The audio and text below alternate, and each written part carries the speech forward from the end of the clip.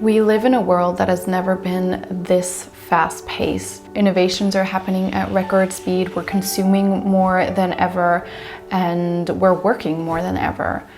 At the same time, sadly, depression rates are as high as ever, and we feel more lonely than the generations before us have ever felt. A lot of us are seeking to go back to simpler things, to unwind all this busyness, to have more time for our passions and for the little things that make us happy. We want more of nature, more authentic connections, and just more time to be with our loved ones, to be with our passions, to be with ourselves. We call it slow living, and we can definitely see more and more people shifting their lives to a more intentional way of living. Some people move to the countryside, out of the cities, raise animals, raise children, spend more time in nature and reading, baking sourdough, and just doing things that are much slower. But it might not be realistic for most of us to leave our current lifestyle, to just drop all the busyness and go, because the reality is we do live in a world that operates around money. We do need money to survive in today's modern world. Either we are lucky enough to own our own business, to work for ourselves, and with that have more freedom as to when we work, how much we work, or sadly we do have to work for someone to earn money.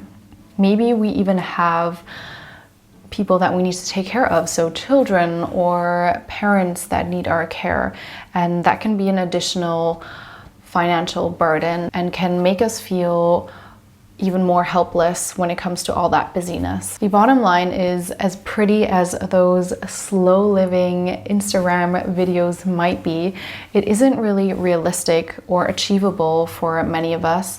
Maybe you don't want to go as far as moving in the middle of nowhere and baking your own bread, but a lot of us, I think, do crave some sort of slowness in today's busy world. Like someone once commented, "I love the idea of slow living, but being a university student with a part-time job, I find it almost impossible."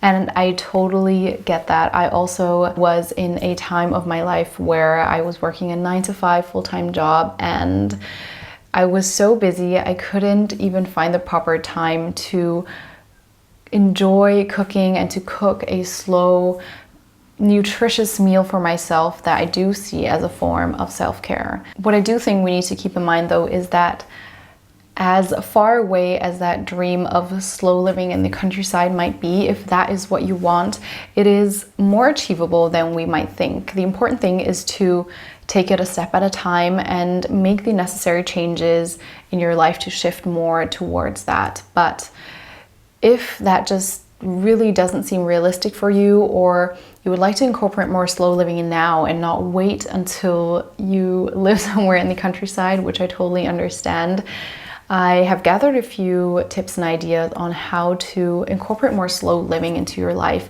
now. So don't wait until you have animals or live somewhere in the countryside and have this endless time to read and relax.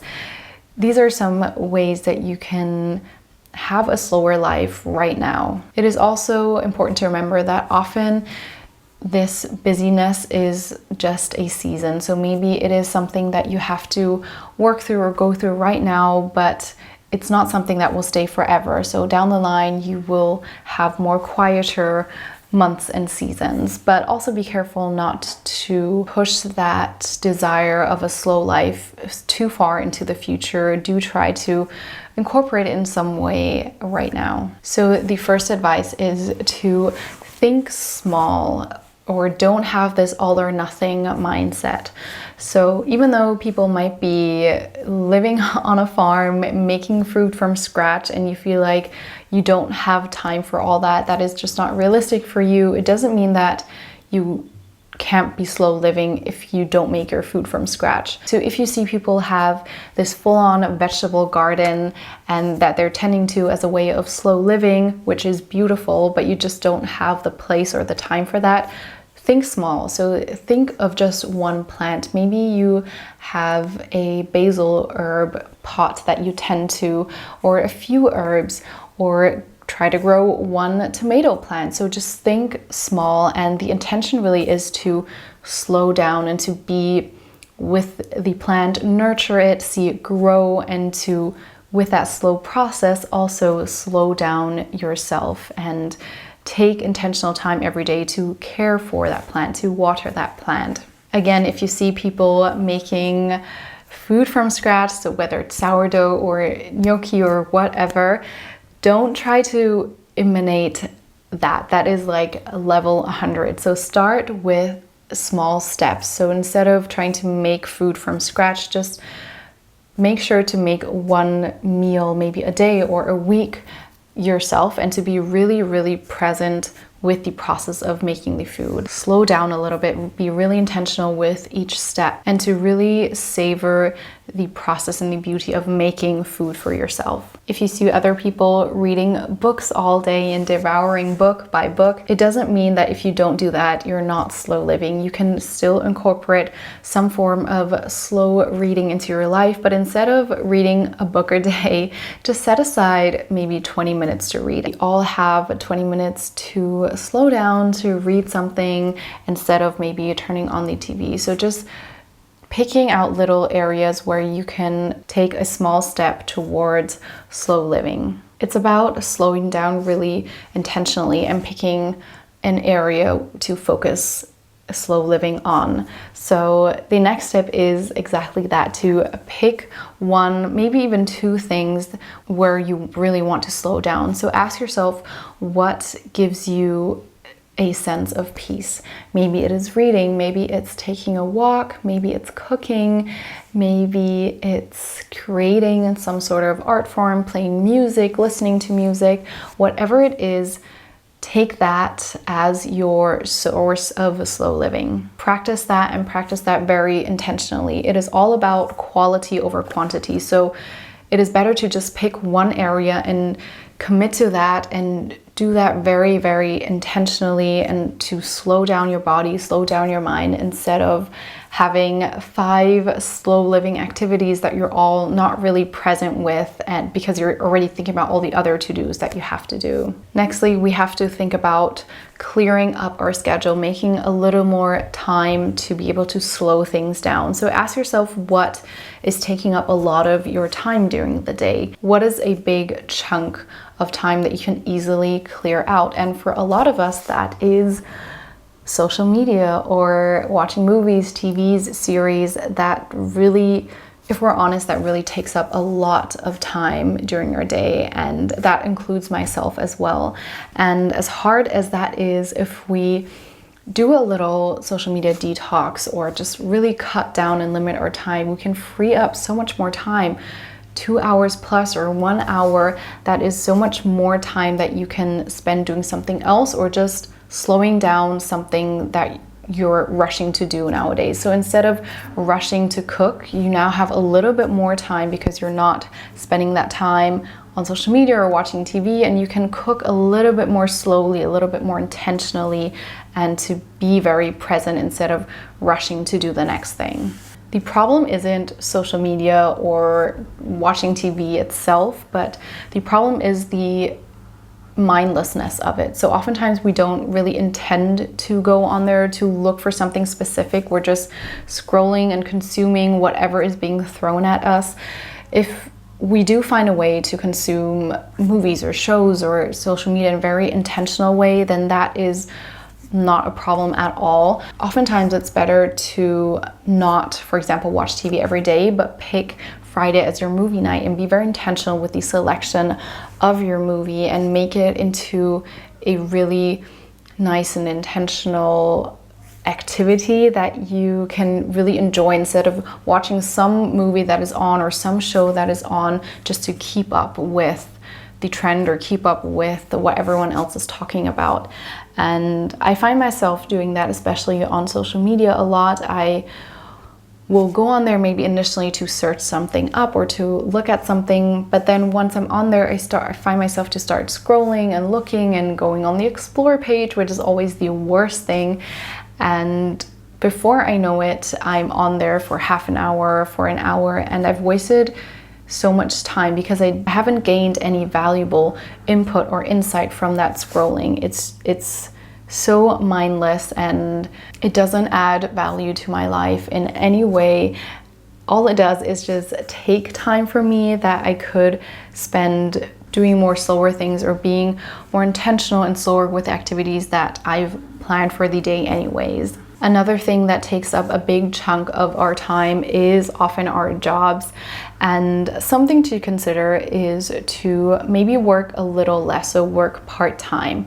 Now, I know depending on where you live, the country you live in might be a little different. It might be difficult to work part-time or it might be really stigmatized, but I really encourage you to think about it. Now, the first reaction often is that working part-time, you're going to earn less money, you're not going to have enough to survive.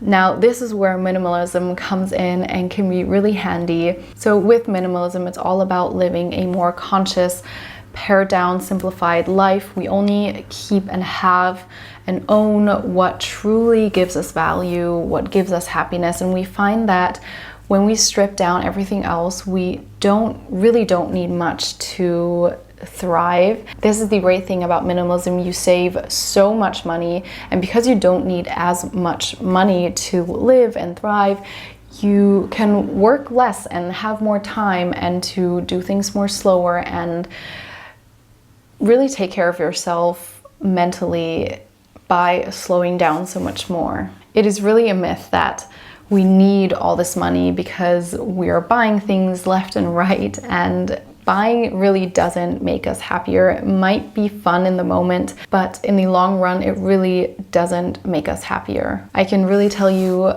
firsthand that it's crazy how much money you can save through pursuing minimalism. So I highly encourage you to check it out if you don't really know much about it or haven't thought about it. I do also have a lot of videos and a playlist on minimalism. Now, the final tip I have to share with you is to rest.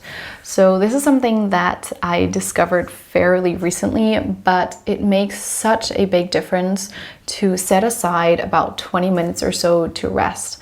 So it's kind of like taking a short nap without actually sleeping. I mean, I guess you could also sleep and have your body really calm down and rest, but you really don't have to. Just sit and, in a sense, do nothing, to just be present in the moment.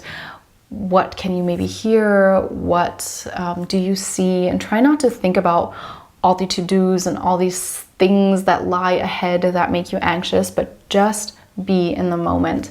It's sort of like a little meditation. And if you want, you can also listen to a little bit of music and really be present with the music. Again, it's about the quality and not the quantity. So it's better to set aside only 10-15 minutes, but really slow down your mind and your body than to do half an hour and be thinking about 1,000 things. But just having that one little break in your day of busyness can make such a big difference. So I really encourage you, we all have 20 minutes to spare to just calm down a little, rest a little. Try to find a little slot where you are able to do that. Maybe if your house is too loud and too busy, try to get out of the house. Sit on a park bench and soak in all the sounds and the smells and what you see there. It might sound really insignificant, but try it out and trust me, it does make such a big difference to just slow down a little bit more. So these were my tips on how to incorporate slow living and a slower pace of life in this busy modern world. And I know that we all have such busy lives, and I do have to be careful myself as well, that I do tend towards this busyness and this busy mindset to intentionally slow down, incorporate some of these tips into my daily routines as well. Let me know in the comments down below which one of these tips sounded most intriguing to you that you'll be trying out. I'd be super interested. If you learned something new and enjoy this video, be sure to give it a thumbs up and subscribe for more videos on slow living, minimalism, and just living with less but living better. If that sounds great, I'm excited to see you around for other videos. Thank you so much for watching, and I'll see you in my next video. Bye.